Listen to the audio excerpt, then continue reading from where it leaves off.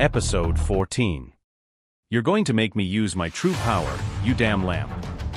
Kael roared, preparing for an attack that threatened to consume not only Augusto but the entire manor.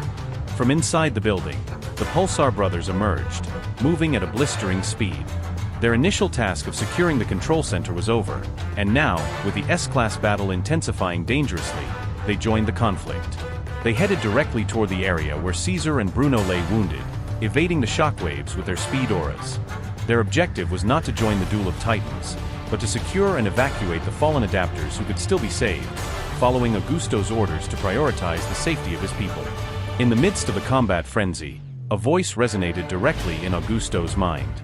It was Lily, using the last of her consciousness reserves. Master Augusto, communication with the police base could not be restored. Augusto replied with mental urgency, "Don't push yourself so hard, Lily.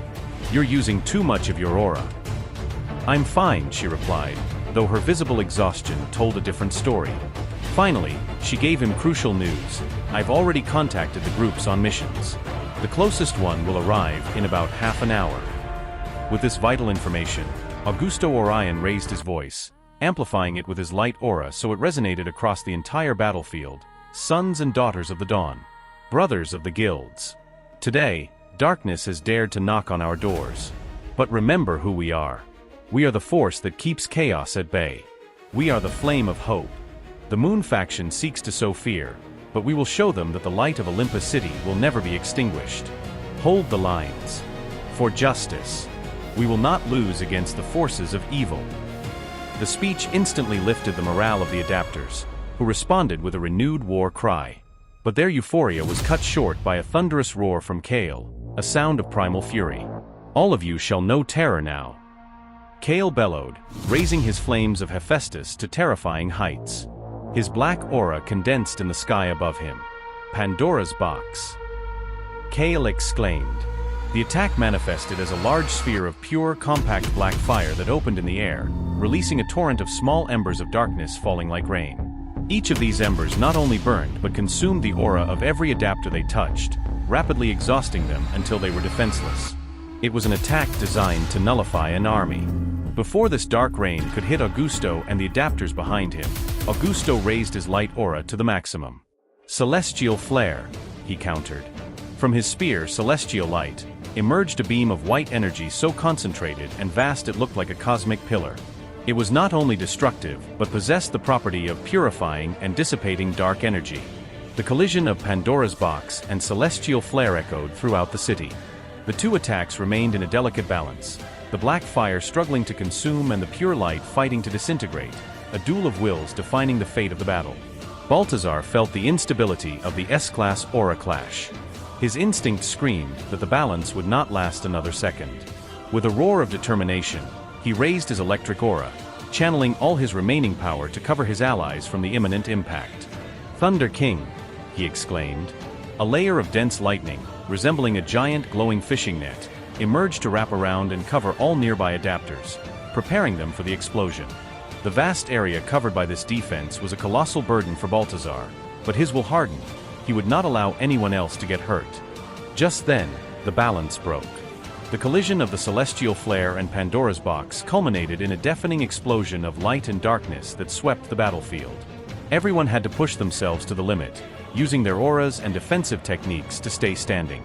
Balthazar's Thunder King net mitigated the worst part of the shockwave, absorbing a brutal amount of energy, but the power was too much to contain completely. Despite his heroic effort, the wave still impacted the adapters, making them stagger and leaving them exhausted, but alive. Following the devastating explosion, Augusto and Kael were visibly drained, but their will remained unbreakable. They resumed combat instantly, celestial light and swift shadows clashing with renewed ferocity. Just as the duel re-engaged, a sudden drop in temperature put Augusto on alert. Below, Adrian and Diana watched with concern as a frigid mist began to spread from the destroyed wall where the attackers had entered. Adrian tried to react, raising an earth wall to seal the access, but as the earth rose, it stopped abruptly, froze in its ascent, and was split by a fine icy cut that divided it in two. "I believe I'm not too late for the party," a cold, calm voice was heard from within the mist, as a figure walked with determined steps toward the fight. Diana stopped her aid to Adrian and tried to react instantly, creating water spears she sent directly at the figure. However, these were stopped and deflected by two more figures following behind. The mist finally dissipated, revealing Seraphina. The Ice Empress had arrived, surrounded by her two bodyguards, ready to join the battle. The balance of power at Orion Manor was about to collapse. The atmosphere grew tense with Seraphina's arrival.